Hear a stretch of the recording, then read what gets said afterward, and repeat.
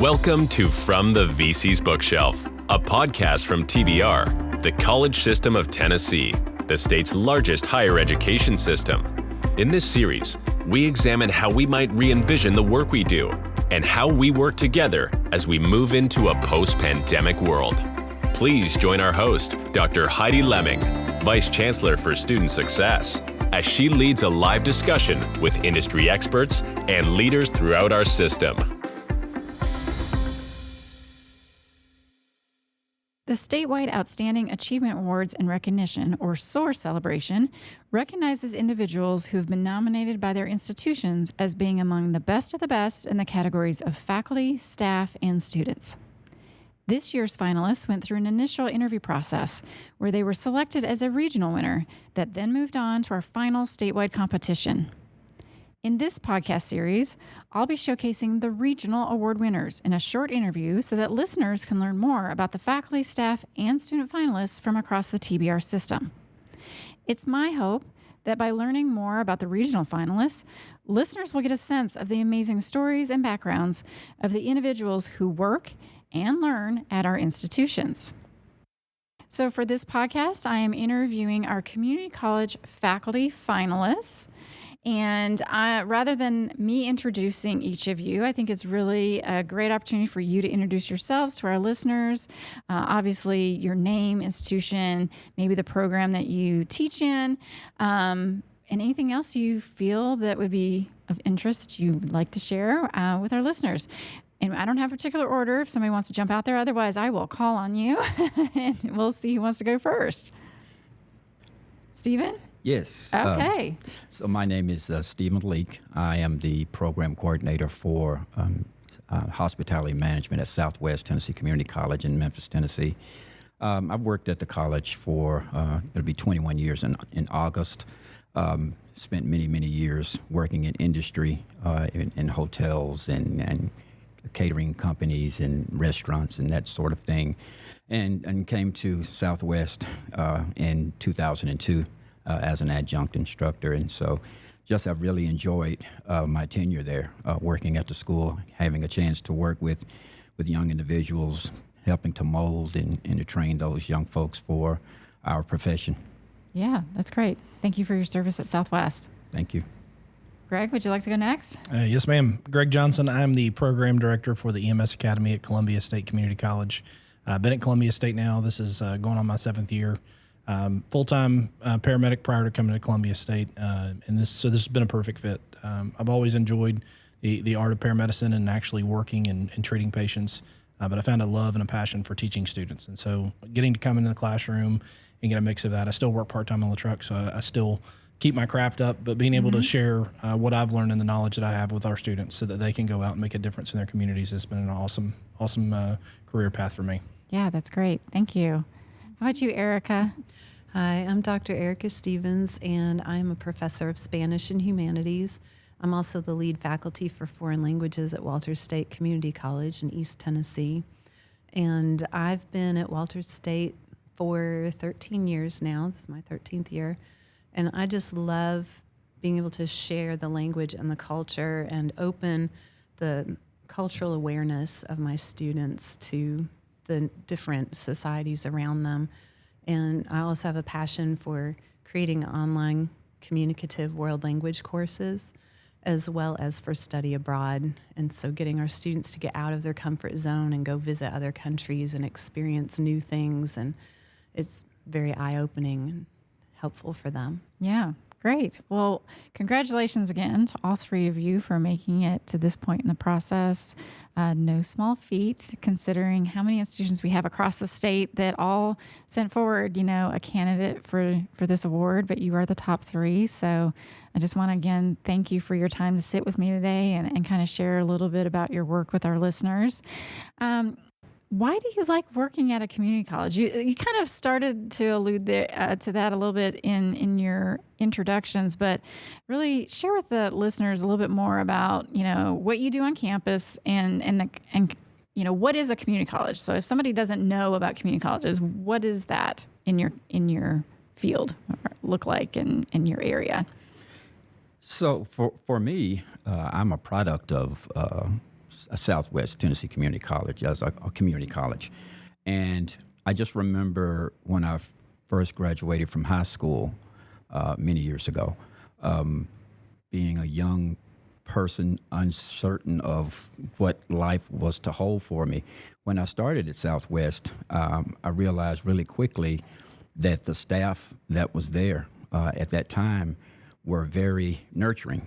And I remember all of them to this day, how they would take the students in and really help to guide them in a successful manner. And that is something that I try to reciprocate in my tenure working there at the school, is to try to continue that same loving and family type environment. And it proves to work very, very well. Yeah, so personal story for me on this. I went to a 4-year college to get my undergraduate, and I'm not going to down that pathway, but at the time I thought I was too good to go to a community college. And when I came and started working at Columbia State and really got to get involved, I found out what the community and community college means. It is incredible, the lower student ratios that we're able to offer our students, the one-on-one time that we can offer our students. I see the family feel of the faculty and staff and how they all pull together. It really is this idea of it takes all of us for all of them. And so it's been just a real family atmosphere, and it allows our students to get more one-on-one time. So that idea of a community college is super strong for me. Something I pushed our students and to our external stakeholders to get involved with us on. Great, thank you. Erika. Well, I've had experience teaching K through 16 in multiple modes. I've taught public school, private school, and homeschool, and really found that the atmosphere in the community college fits me the best. And so, like Greg said, it's more of a family, it's a team, we work together. And when I see my students and they light up because they see me, and it makes my day because I see them. So yesterday we were on Capitol Hill, and I was hunting for my students. Our hospitality group was on Capitol Hill, and I saw our food truck from the top of the hill, and all of a sudden I hear, "Oh, I love her. I'm so glad she's here," and that was one of my students who was down at the bottom of the hill, and that just means everything, and having that relationship and that connection. Yeah. And it's a community. It really is. So, yes, you all have now affirmed that it is about the connection with not only faculty and staff, but the students on your campus that's driving you to do the work that you're doing. Can you share a little bit more about how you are supporting students in your role? What kind of things are you doing in your job that you feel really give kind of a sense of purpose or value to the work that you're doing? We don't have to go in the same order. We can jump around too. Sure, I'll take this one. Okay. I'll start off here. So I think the biggest thing is making sure that we have the right fit for faculty teaching our students. I'm blessed at Columbia State to have an incredible cadre that teach with me. They are what make the EMS Academy, and having the right fit of faculty and the resources that we have to really have those one-on-one relationships, it's impactful to students. I've seen our faculty stay after class is over to study with students. I've seen them offer to get on Zoom or Teams outside of class to spend time with students studying. We've had students that will call at 2 o'clock in the morning when they run a rough call on a clinical, something that's bothering them, and they just need somebody to talk to. That's huge that we're able to give that to our students. That's great. So one thing that I do, I try and make sure that I celebrate the achievements, small or large, for my students. So we now have there are only 2 for the Spanish Honor Society for 2-year colleges. There are only 2 of them in the state of Tennessee, and we were the second in the nation to get a charter for that. So that's one thing in celebrating that. But I also try to meet the needs of my students, a community. And one way I've done that is by creating a Spanish certificate program.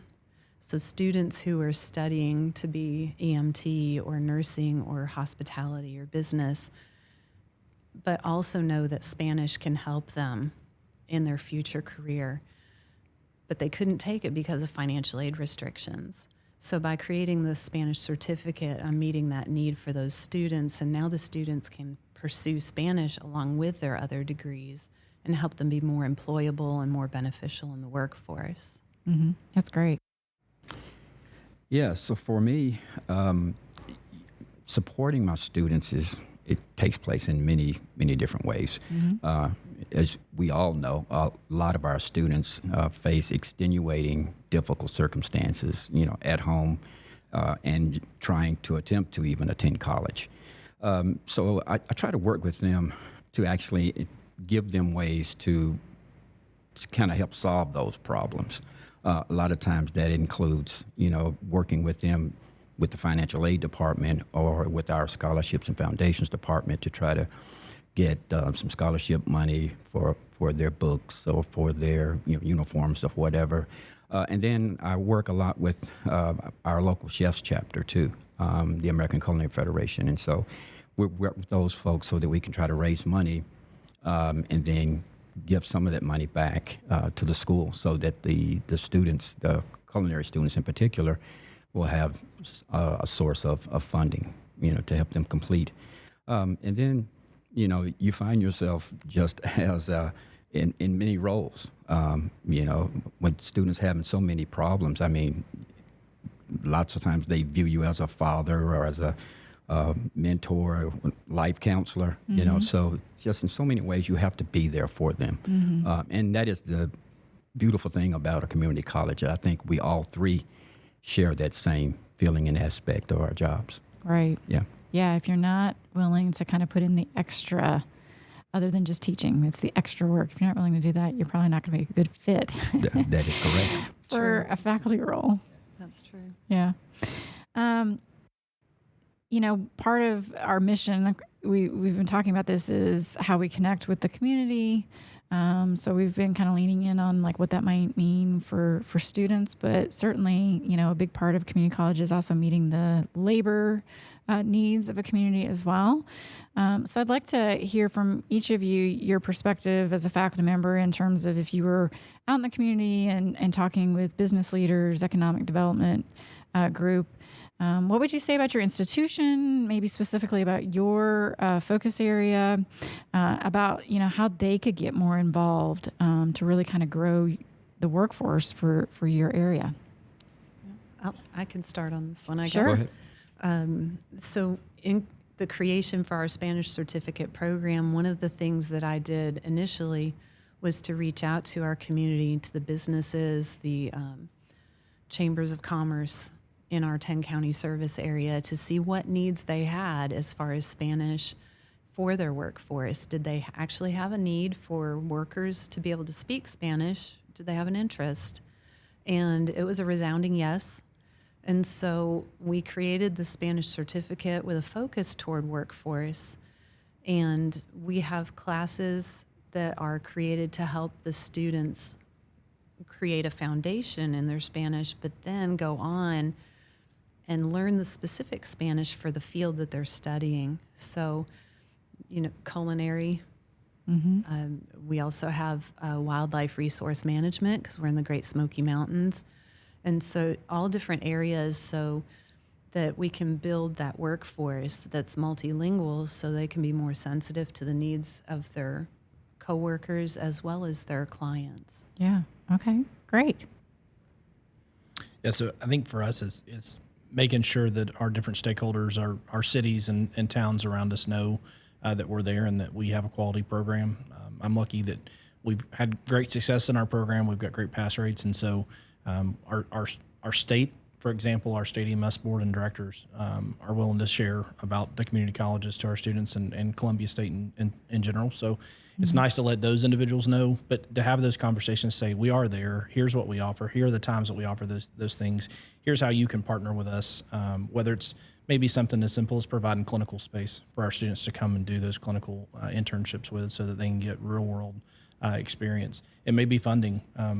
We just took a group of paramedic students over to London, and we had several students that were involved. Their services were involved in paying for that trip and providing for that trip for their students. So that was huge. It was a way for them to get involved, and it truly changed those students' lives. I love our mission at Columbia State says that we nurture success and we positively change lives, and that's having those partners come in and be a part of that was huge for those students. Yeah. Love the creativity there. I want to lean into that in a minute. Yeah. What has worked really well for my culinary hospitality program is I implemented service learning early on when I first started working at the school. And I viewed that from a somewhat of a different perspective. Instead of, having our industry partners coming to us asking for help, I try to get my students exposed to the industry partners first. And what we would do is I would take them and I would get them involved in lots of our charity fundraising events around the city. And so 2 or 3 times during the year, we will work with different charitable organizations, St. Jude. We would work with our Memphis Child Advocacy Center that works with physically and sexually abused children. And then we will work again with La Bonheur as well, some of those other charities. And so we would do these big fundraisers to raise money for those charities. And so we would have 30, 35 chefs around the city would all provide their food, their goods. And then I would bring the culinary students, and we would assist those chefs in producing their foods at those particular events. That helped the students get exposed immediately to their employers. And what normally happens at those events is they take down students' names, and I get them into the industry really, really quickly. So yeah. Great. You all 3 have given examples of how we're engaging students in what I call high impact practices, which is a focus area for us as a system. These are these experiential opportunities where students are taking what they're learning in the classroom and applying it in other ways and that make meaning for them, make purpose. So we've got a service learning example. We've got 2 study abroad advocates here, and I love the Columbia State example because I think sometimes I think like in some of these specialty areas, like how do you do study abroad with that? And it's because, we're just one country and how we do maybe healthcare, but you can learn how they do healthcare differently, emergency response in another country, and how that could be brought back to the work you're doing here and be innovative in some way sometimes because, we're not always the leader in everything, right? So there's things to learn there. So I really want to kind of hear a little bit more from each of you about kind of your choice to have students have these experiences. Like what have you seen kind of the transformative power that engaging students in these high impact practices can have? Clearly, networking for future job. We just had that example for service learning, but study abroad. And it's not just about going somewhere for fun. They are learning and they are experiencing something totally different from their normal worldview. So from a faculty member perspective, why is that so important? I'll start there. So Yeah. I think one of the neatest things is we are just now in the United States starting to see a change over to what we call mobile integrated healthcare or community paramedicine, where the idea is what can we do to treat patients at home and not take them into the hospitals and take up hospital rooms if their care would allow for such a thing. That's already what the UK is doing. And so we took 8 students this year. You've got 8 students that are already exposed to that model. That's what they do. That's how they are as efficient as they are. Their on-scene times may be 2 to 3 hours, but it's because they're staying and taking care of those items to treat those patients at home. Our students are able to see that, and they're on the forefront of what's going on now in the United States, and will already have a leg up on that and understanding that system and how it's there. Same thing could be said about how the UK manages the opioid crisis, a lot different than where we're at in the U.S. right now. And so we had students that came back and started sharing with our class, and we spent a couple hours on Tuesday just talking about our opioid crisis and how we can better manage that, modeling after what they did in the UK. And that could have a real impact. We're talking, EMS, we like to say we're impacting lives. When you start talking about the opioid crisis, you're really talking about saving lives. Mm-hmm. And Columbia State students can be on the forefront of helping with that. Mm-hmm. How much did you see your students kind of change through that experience? That was huge. Yeah. It was huge. Just the different thought processes about how some of the things, how quick we are, and I'll go back to the opioid issue, how quickly we are to administer an opioid to a patient, where in the UK, it's how can we maybe reposition the patient to manage their pain? How can we maybe do Tylenol instead of giving an opioid? Just it was a huge thought shift for a lot of those students. Mm-hmm. That's great. I would say for me with study abroad, I work mostly with the Spain program, and we're there for 3 weeks. And so we have students who have had anywhere from just 1 semester of Spanish through multiple semesters, and we have homestays. So even the faculty were living with families in Spain. And the students come in very hesitant, right? I'm going to be living with strangers, I'm not going to be able to speak their language very well. How am I going to communicate? And to watch over the 3 weeks as they grow rapidly in their communication abilities. And not only that, they become so attached to those families that by the end of that program, they're in tears to leave, and they don't want to leave. And so they've not only made a linguistic educational connection, but they've also made an emotional and cultural connection as well. We also at Walters State have a butchery program in our hospitality program that's tied to a study abroad as well. And those students, it's a short-term program, are very interested to see and share the differences that they experienced in Germany as well. And they come home and they're like, wow, they have totally different, cleanliness procedures, but they're not getting sick, And so seeing those differences, and not everybody can do study abroad. So I also focus on global and cultural awareness in my specialty area classes, where students have to get out into the community and find medical Spanish opportunities to observe as well as that. So, study abroad is amazing and life-changing, but not everybody can do it. And so I think it's important to find other ways to fit that need as well. Yeah. So I spend a lot of time focusing on natural and organic products, gardening, learning how to raise, your own vegetables, your lettuce, your carrots, and do it so that it's healthy for you, not using any pesticides or any chemicals or anything like that. And we do spend a lot of time focusing on that. And when I pair my students up with a lot of our industry leaders, I search for the same mission or philosophy on food that we spend a lot of time researching on. At the beginning of the semester, I always have them watch the documentary Food Inc., so that they could have a real insight of how animals are raised and produced in our country, and to see all of the really bad things that really take place. And I try to get them to see that there is a better way of purchasing and raising and consuming the food products, because all of that leads to our health, and that we can really eat to be healthy and eat to live. And so we spend a lot of time on that, and most of my chefs that we work with are key in on that same point. We try to instill that into those students, and so we actually take them to one of our local community gardens. We work with a good friend of mine is the chef over at the Boys and Girls Club, and they have a huge community garden that they're raising over there. So I take our students, our college students, and we go work with the local high school kids, learning how to garden and how to raise healthy, good products. So that's great. I love all of the examples you all have provided. I hope our listeners enjoy hearing some examples of how this is playing out at our colleges and how we're engaging with students. Thank you so much for sitting with me and kind of sharing that perspective from a faculty member about the work we're doing. And again, congratulations. I know you look forward to seeing what happens tonight, but you're all winners in our book. So thank you so much. Yes, ma'am. Thank you. Thank you.